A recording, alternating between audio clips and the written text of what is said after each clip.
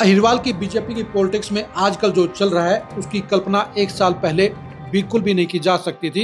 एक साल पहले अहिरवाल में बीजेपी के जो चेहरे कद्दावर नजर आते थे, जो चेहरे दमदार नजर आते थे, जिन चेहरों की पावर, सत्ता और सरकार दोनों में साफ नजर आती थी, आज की तारीख में वो चेहरे हाशिए पर चले गए हैं और अहिरवाल में बीजेपी के नए चेहरे उदय हो गए हैं। और राव इंद्रजीत की अगुवाई में इस समय बीजेपी के उन नेताओं का पलड़ा भारी हो गया है जो राव इंद्रजीत समर्थक खेमे के हैं। यानी पुराने नेताओं के साथ में अब अनहोनी हो रही है और नए नेताओं की मौज हो रही है।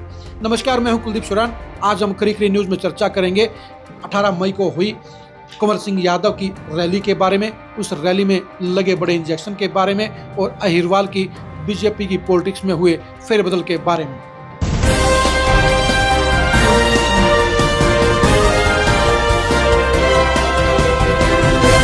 18 मई को नायब शनि महेंद्रगढ़ में आए। कुंवर सिंह यादव की अगुवाई में हुई रैली में उन्होंने शिरकत की। इस रैली में जो नज़ारा बना उसको लेकर पिछले एक सप्ताह से अहिरवाल में पूरी चर्चा है, क्योंकि इस रैली में नायब शनि के अलावा जहां धर्मवीर सिंह खूब बोले, वहीं पर सुरती यादव और आरती राव भी जमकर सीएम के गुणगान करती हुई नजर आई। साथ में कुंवर सिंह यादव भी रैली के आयोजक होने के चलते खूब बोले।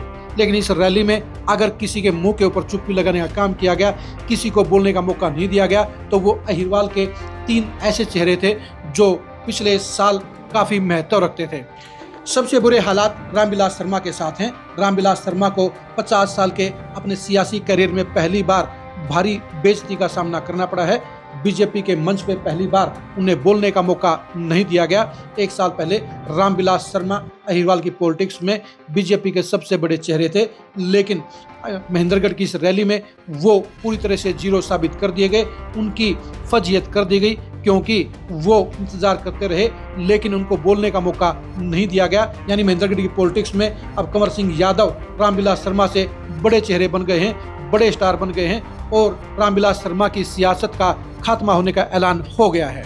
दूसरे नेता थे अभय सिंह यादव। अभय सिंह यादव भी 2 बार के विधायकी और मंत्री काल के दौरान अहिरवाल में एक जबरदस्त इफेक्ट रख रहे थे।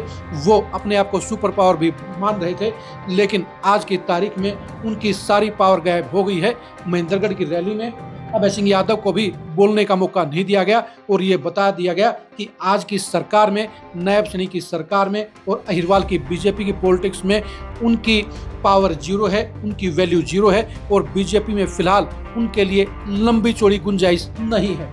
तीसरे चेहरे थे ओम प्रकाश यादव। ओम प्रकाश यादव भी पूर्व के मंत्री हैं। वो भी एक साल पहले अहिरवाल में बड़ी पावर रख रहे थे, लेकिन महेंद्रगढ़ की इस रैली के जरिए ओम प्रकाश यादव की हवा भी पूरी तरह से निकाल दी गई और वो भी आज की तारीख में जीरो हो गए हैं, क्योंकि अहिरवाल में अब बॉस के तौर पर सबसे आगे आरती राव नजर आती हैं या उनके पिता राव इंद्रजीत नजर आते हैं।